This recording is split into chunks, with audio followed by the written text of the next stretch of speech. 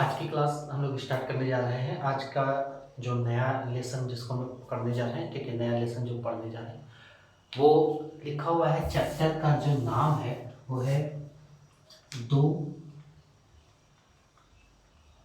चर वाले रैखिक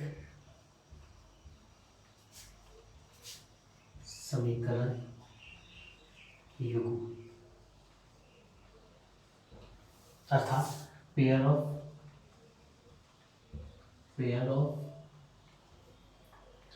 लीनियर इक्वेशन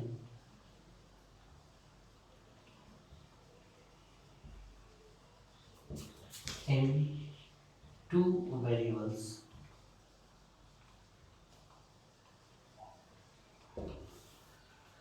चैप्टर का नाम है दो चर वाले रैखिक समीकरण युग्म। ठीक है, चैप्टर का नाम लिखा हुआ है दो चर वाले रैखिक समीकरण युग्म। ये आपको याद दिलाने के लिए ये NCERT एन आपको याद दिलाने के लिए इसको लिख देते हैं। ये आपको NCERT पूरी तरह से बेस्ड क्लास 10th के लिए और खास करके JAC board and CBSE board दोनों के लिए इंपॉर्टेंट चैप्टर, दोनों के लिए जैक बोर्ड और CBSE बोर्ड दोनों के लिए इंपॉर्टेंट चैप्टर है ये। क्या लिखा हुआ, दो चर वाले रैखिक समीकरण युग्म, अर्थात क्या बोलेंगे इसको, pair of linear equation in two variables. ठीक है, दो वेरिएबल्स में, तो NCERT बुक से ये चीज को, चूंकि हम लोग समीकरण, ठीक है, गणित को अगर हम लोग पढ़े हैं, गणित को मैथ्स को अगर हम लोग जानते हैं तो मैथ्स हम लोग इस बात को पकड़ के चलते हैं कि इक्वेशन एक मैथ्स का बहुत इंपॉर्टेंट अंग है।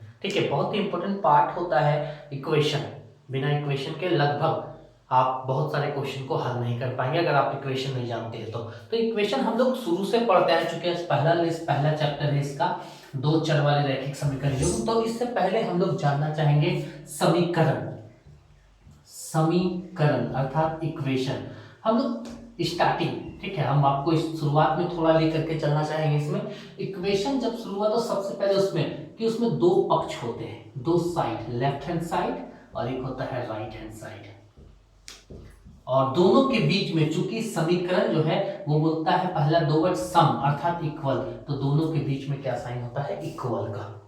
तो पहला हम लोग लेसन पढ़ने जो चीज देखने जा रहे हैं वो क्या है, समीकरण हम लोग सब लोग देखें और उस चीज को बस एक छोटा सा संक्षिप्त विवरण करके आगे लेके बढ़ना चाह रहे हैं। समीकरण अर्थात जिसमें कि दो पक्ष होते हैं और दोनों पक्ष क्या होते हैं, इक्वल, और दूसरी चीज उसमें एक वेरिएबल्स होता है। यहाँ पे टू वेरिएबल्स है, लेकिन फिलहाल हम लोग चूंकि वापस पिछले क्लास में चल रहे तो एक वेरिएबल्स हमारे पास जरूर होता था और उसका हमको मान डिफाइन करना था, उसका वैल्यू डिफाइन करना था, वो आपको समीकरण में आता है। जैसे आप शुरुआती में पढ़े हैं, हम आपको याद दिलाने के लिए कि x + 5 = 6, बहुत छोटा सा चीज को हम पकड़ रहे हैं इक्वेशन के रूप में, तो आपको केवल याद दिलाने के लिए कि क्या था x + 5 = 6। तो x = हम लोग लिखते हैं 6 और ये +5, चूंकि ये +5 और ये 6 दोनों एक ही राशि के हैं, इसको उठा के हम लोग बराबर के उस तरफ ले जा रहे हैं तो -5, देन x = हो जाता है आंसर 1। कहने का मतलब कि x का वैल्यू 1। दूसरा इसी में हम क्वेश्चन बना सकते हैं y -6 = 4, y -6 = 4, सीधा सीधी वेरिएबल कौन है, y। ठीक है, इसका आपको मान निकालना, इसका वैल्यू फाइंड करना है। तो यहाँ पे क्या हो जाएगा, y = 4 और ये उठ हो जाएगा +6, therefore y = 10। इस तरह से ये आपको हम प्लस का भी दिखाएं कि प्लस जब उठ करके उधर जाता है तो वो कन्वर्ट कर जाता है माइनस में, जब माइनस को आप ले जाते हैं उस तरफ तो वो कन्वर्ट करता है प्लस में। ठीक उसी तरह बस ये याद दिलाने के लिए दूसरी तरह जैसे लिखा हुआ 3m = -9, तो यहाँ पे अभी गौर कीजिए, जैसे x और 5 के बीच में प्लस था, यहाँ y और 6 के बीच में माइनस है, लेकिन यहाँ 3 और m के बीच में कोई साइन नहीं दिख रहा, अर्थात इसके बीच में इनटू है, अर्थात मल्टीप्लिकेशन है। और जब आप वेरिएबल का मान निकाल रहे हैं, m का वैल्यू निकाल रहे हैं, तो आप m को रहने दीजिए, m = हो जाएगा -9/3। जब आप इनटू मल्टीप्लिकेशन को ले जाते हैं तो वो डिवीजन का रूप ले लेता है, तो -9/3, यहाँ से 3 × 1 = 3, 3 × 3 = 9, 3 × 1 = 3, 3 × 3 = 9, तो आपको m का वैल्यू मिल जाता है -3। ठीक इसी तरह से ये जैसे मल्टीप्लिकेशन डिवीजन भी हो सकता है, जैसे लिखा हुआ है z/5, ये डिवीजन का रूप हो गया, z/5 इक्वल टू 6। तो जब हम लोग गौर किए कि मल्टीप्लिकेशन उधर जाके डिवीजन बना है, तो जो डिवीजन है जो डिवाइड में है, जब उसको आप ले जाएंगे उधर तो वो जाके मल्टीप्लाई हो जाएगा, अर्थात 6 × 5, therefore 6 z इक्वल टू 30, 6 5 जा 30।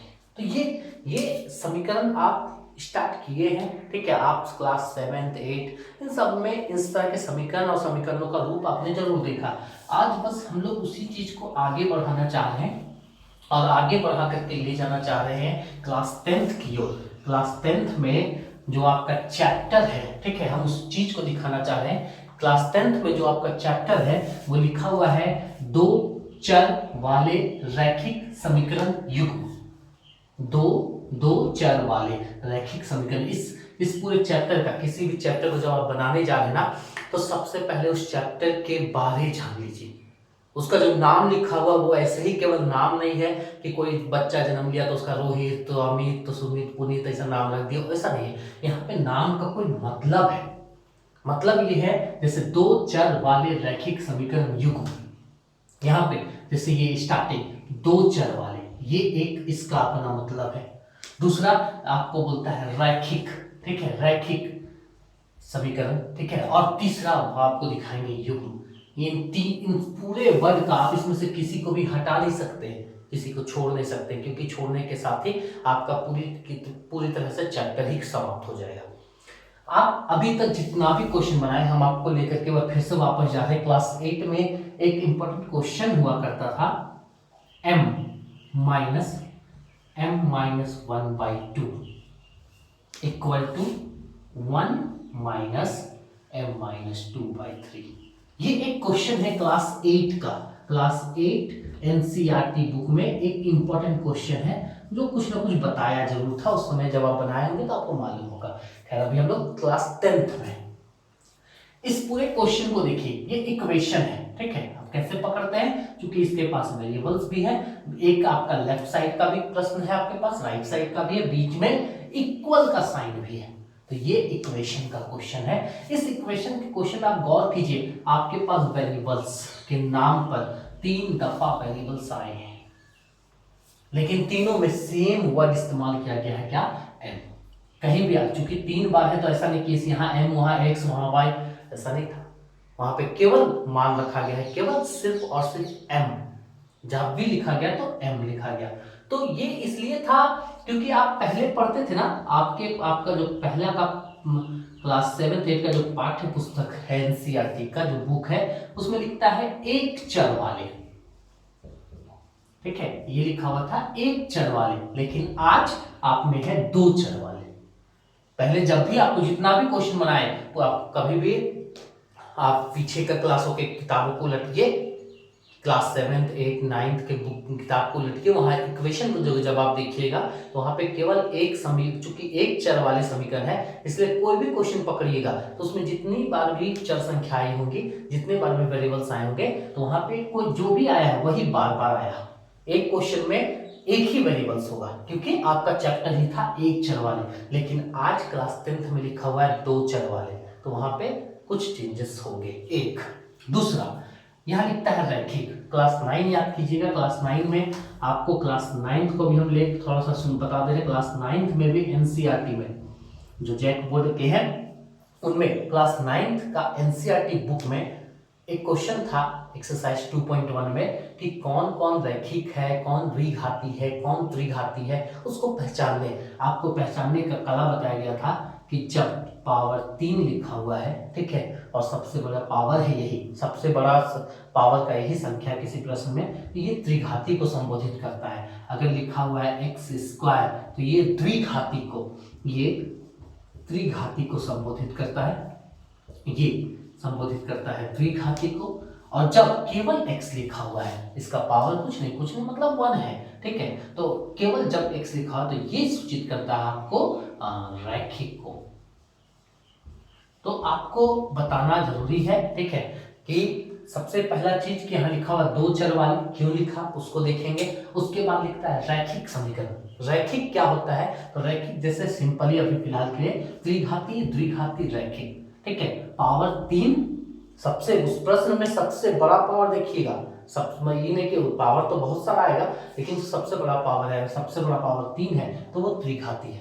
अगर सबसे बड़ा पावर 2 है तो द्विघाती है, और सबसे बड़ा पावर 1 है जो कि छुपा हुआ है, जो जिसको नहीं भी लिखते चलता है। तो अगर सबसे बड़ा पावर 1 है अर्थात केवल x, केवल y, केवल z, कोई भी चर संख्या है, m आया लेकिन केवल m है, ठीक है, तो वो आपका रैखिक है। तो आपके क्वेश्चन पाठ्य पुस्तक के अनुसार जो लिखा हुआ है, क्या लिखा हुआ है, रैखिक। इसका मतलब क्लियर है कि क्लास 10th तक आपको केवल रैखिक अर्थात बिना किसी पावर वाले, बिना स्क्वायर, बिना क्यूब के जो क्वेश्चन x y z में है, बस उस तरह के समीकरणों को ही हल करना है। आपके पूरे 10th में ऐसा कोई भी क्वेश्चन आपको नहीं देगा जो कि द्विघाती हो या त्रिघाती हो, क्योंकि चैप्टर आपको क्या बोलता है कि हम लोग रैखिक समीकरण हल करेंगे। तो हम लोग रैखिक का मतलब क्या जान रहे हैं कि जिसमें आपको पावर नहीं मिलेगा, एक। उसके बाद लिखता है समीकरण के बाद लिखता है युग्म। युग्म का मतलब होता है, जैसे यहाँ लिखे हम लोग, युग्म का मतलब लिख रहा है पेयर अर्थात जोड़ा, जिसको हम लोग जोड़ा बोलते हैं। तो यहाँ पे युग्म का बात होता है अर्थात जोड़े का बात हो रहा है, ठीक है। अर्थात आपको समझिएगा कि एक ही प्रश्न में, ठीक है, समीकरणों का जोड़ा दिया हुआ रहेगा। अब इसका एग्जाम्पल हम आपको लिख करके दिखाते हैं।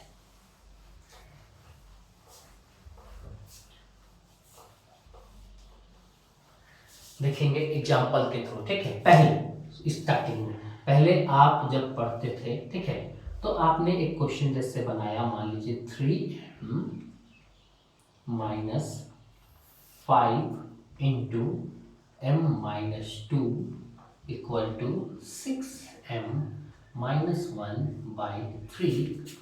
- 4। इसको प्रश्न को देखिए, ये पूरी तरह से एक चर वाला जो पहले आप पढ़ते थे वो एक क्वेश्चन आपको मिल जाता था, 3m - 5 इंटू m - 2 = 6m - 1/3 - 4। ये पूरी तरह से पहले का क्वेश्चन जो आप पढ़े हैं, ठीक है, एक चर वाले रैखिक समीकरण। लेकिन आज क्वेश्चन आपके पास है दो चर वाले रैखिक समीकरण युग्म। तो उसका जो एग्जाम्पल होगा, ठीक है, उसका जो एग्जाम्पल होगा वो एग्जाम्पल हम आपको दिखाते हैं, दो चर वाले रैखिक समीकरण युग्म। इसका एग्जाम्पल जैसे क्वेश्चन नंबर 1 फॉर एग्जाम्पल है ये,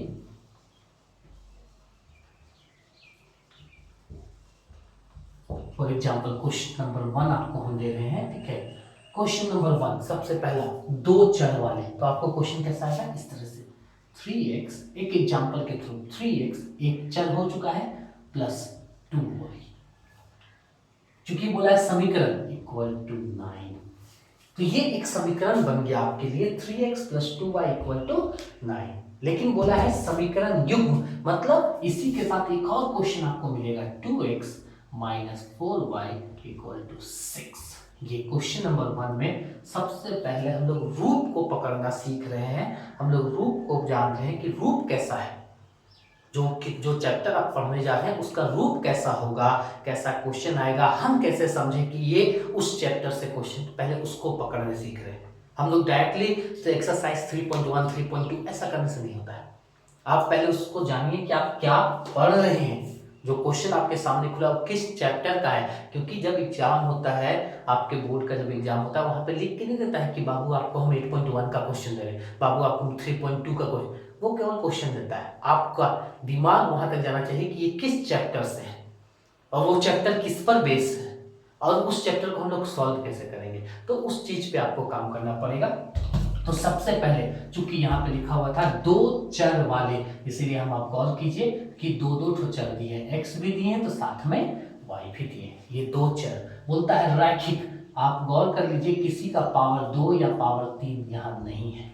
रैखिक जिसका पावर 1 है जो छुपा हुआ है। युग्म हम एक ही क्वेश्चन में दो दो ठो समीकरण अर्थात समीकरणों का जोड़ा बैठाए हैं, ठीक है। ये समीकरण नंबर पहला नंबर का, ये आपका समीकरण नंबर 1 और ये समीकरण नंबर 2।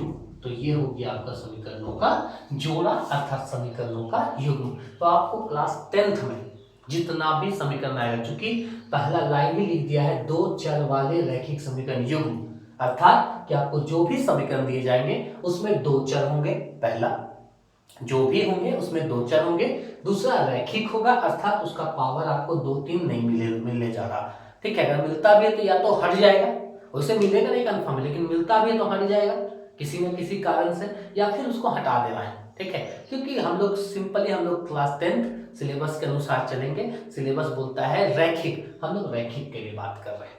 और उसके बाद लिखता है युग्म, अर्थात एक ही क्वेश्चन में आपको दो दो समीकरण दिए जाएंगे।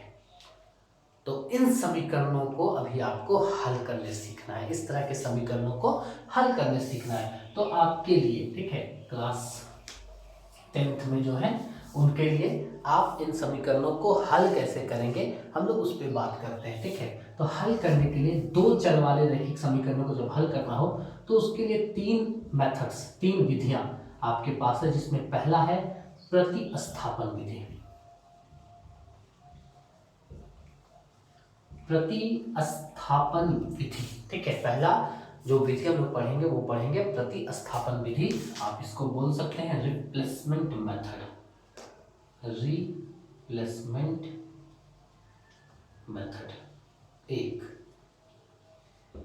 दूसरा विधि हम लोग पढ़ते हैं कि सिलेबस के अनुसार देख रहे हैं अभी हम लोग, दूसरा विधि हम लोग पढ़ेंगे विलोपन विधि। विलोपन विधि, विलोपन विधि जिसको क्या बोल सकते हैं, विलोपन डिलीशन मेथड। और तीसरा जो मेथड है, जो 3 विधि हम लोग देखते हैं, तीसरा विधि हम लोग यहां पढ़ेंगे, ये है वज्र गुणन। कॉपी में नोट भी करते जा सकते हैं, वज्र गुणन विधि, ठीक है। ये तीसरा विधि है, इसको आप क्रॉस मल्टीप्लिकेशन का भी नाम ले सकते हैं, cross multiplication method, cross multiplication method. तो ये 3 विधियां, ठीक है। आप जो क्लास 10th आ गए, क्लास 10th में आप जो चैप्टर पढ़ रहे हैं इक्वेशन को लेकर के, वो इक्वेशन क्या है, तो दो चर वाले रैखिक समीकरण युग्म, ठीक है। तो दो चर कहने का मतलब एक ही प्रश्न में दो दो चर संख्या रहेंगे। रैखिक बोलने का मतलब कि जो चर संख्या है उनका कोई पावर नहीं होगा, पावर 1 होगा, ठीक है। और युग्म बोलने का मतलब कि एक ही प्रश्न में आपको दो दो समीकरणों का जोड़ा बना करके दिया रहेगा। तो पहला ये चीज। दूसरा, उसको अभी जो नया समीकरण युग्म आपके पास आ रहा, चूंकि दो दो समीकरण दो दो चर संख्या है, तो उसको हल करने के लिए, जब उसको हल करने की बात आएगी तो हल करने के लिए यहाँ कुछ मेथड्स लगेंगे। पहले हम लोग सिंपली हल करते थे, प्लस को उठा के उधर फेंक दिए, माइनस को उठा के लेके चले गए, जो एक समान राशि के हैं उनको एक तरफ कर दिए कि एक्स एक्स बायां साइड आ गया, जिसके पास कुछ नहीं वो दायां साइड चला गया। तो इस टाइप का हम लोग केवल उठा करके संख्याओं को इधर उधर करके उसको हल कर लेते, लेकिन यहाँ पे आप उस तरीके से काम करने से हल नहीं कर पाएंगे। यहाँ पे आपको कुछ मेथड्स पकड़ने पड़ेंगे। मेथड्स के नाम पर पहला प्रतिस्थापन विधि, पहला जो विधि है प्रतिस्थापन अर्थात रिप्लेसमेंट मेथड, ठीक है। कैसे बनता है, क्या होता है इस मेथड में, हम लोग इस वीडियो के बाद सेकंड वीडियो में हम लोग इसको देखेंगे। लेकिन पहला प्रतिस्थापन विधि, आप विधि का नाम याद कीजिए, ठीक है। पहला प्रतिस्थापन विधि, दूसरा विलोपन विधि अर्थात डिवीजन मेथड, ठीक है। पहला प्रतिस्थापन विधि रिप्लेसमेंट मेथड, दूसरा विलोपन विधि डिलीशन मेथड, और तीसरा चलता है वज्र गुणन विधि अर्थात क्रॉस मल्टीप्लिकेशन मेथड। ये 3 मेथड आपको काम आएंगे, ठीक है। जैक बोर्ड के लिए स्पेशली एक चीज को कि आप शुरुआती दिनों में पढ़ना तो तीनों को है, ठीक है, लेकिन शुरुआती दिनों में जैसे आप पर्टिकुलरली हर मेथड को पढ़िए, लेकिन जो जैक बोर्ड का जो रूल है उसके अनुसार जैक बोर्ड कहता है अपने बोर्ड के एग्जाम में कि आप किसी भी मेथड से हल कर सकते हैं। उसका काम, उसका कहना है क्वेश्चन में हल करें, समीकरणों को हल करें। तो आप जब लिखता है क्वेश्चन समीकरणों को हल करें, तो आप किसी भी मेथड से उसको हल कर सकते हैं। जब अगर क्वेश्चन ऐसा आता है जैक बोर्ड में, अगर क्वेश्चन ऐसा दे दे कि प्रतिस्थापन विधि से हल कीजिए, तो आपको प्रतिस्थापन विधि से ही हल करना पड़ेगा। अगर कहता है विलोपन विधि से हल कीजिए, तो आपको विलोपन विधि से ही हल करना होगा।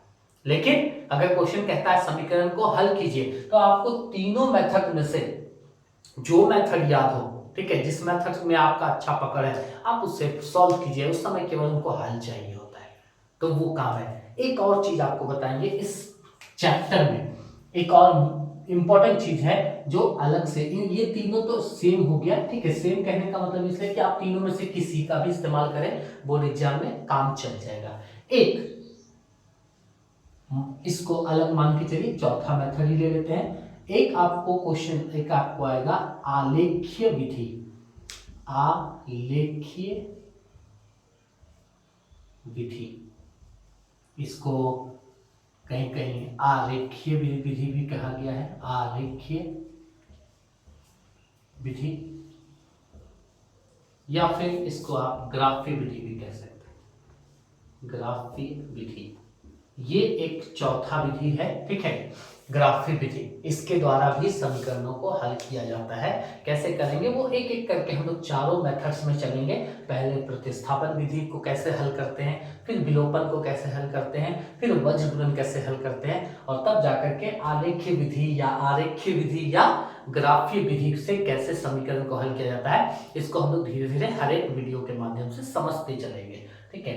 अभी फिलहाल इतना ही कि पहला ये समीकरण जो आपके पास समीकरण है क्या है, वो दो चर वाले रैखिक समीकरण युग्म। याद रखिएगा दो चर मिलने जा रहा है क्लास 10th में, अब दो चर मिलने जा रहा। रैखिक अभी भी आपके पास वही x y z ही मिलेगा, x स्क्वायर x क्यूब ऐसा मिलने नहीं जा रहा। और युग्म एक ही क्वेश्चन में दो दो समीकरण होगा। ऐसा ना हो कि समीकरण इस टाइप से कोई क्वेश्चन लिखा पहला नंबर में 3x minus 5y equal to 6, 2x minus 4y equal to 5। तो अपने मन से सर यहाँ पे दो ठो समीकरण है, दूसरा नंबर होता है। याद रखिएगा कोई सर ब्रदर ने यहाँ पे क्या है कि पहला नंबर में आपको ये पूरा पहला नंबर का ही क्वेश्चन है, क्योंकि आपका जो चैप्टर बोलता है समीकरण युग्म, अर्थात एक ही प्रश्न में दो दो समीकरण रहेंगे। आप इसको पहला का समीकरण नंबर 1 और इसको पहला का समीकरण नंबर 2 ऐसा घोषित कर सकते हैं। तो ये पूरा का पूरा रूप आपको मिलने जा रहा है। तो हम लोग इस वीडियो के बाद सेकेंड वीडियो में हम लोग प्रतिस्थापन विधि को सीखने की ओर बढ़ेंगे। धन्यवाद।